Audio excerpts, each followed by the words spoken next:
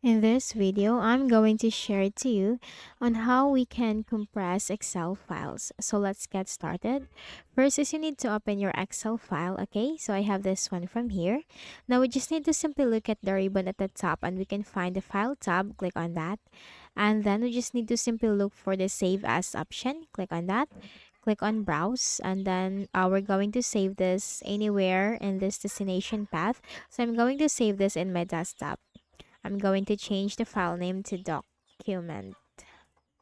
Okay, sheet.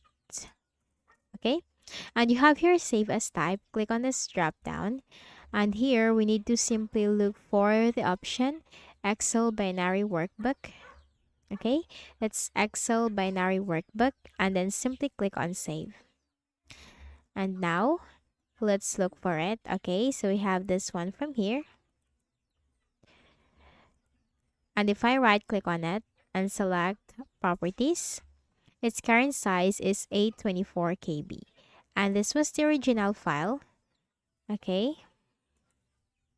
Okay, so as you can see, we have just compressed because the original file size is 9.37 KB and it has turned into 8.24 KB. Okay, so that's it. That's how you can compress Excel files in your Windows. So I hope this video helped you. Kindly please do not forget to hit the like button and subscribe to this YouTube channel for more tutorials like this. Thank you for watching.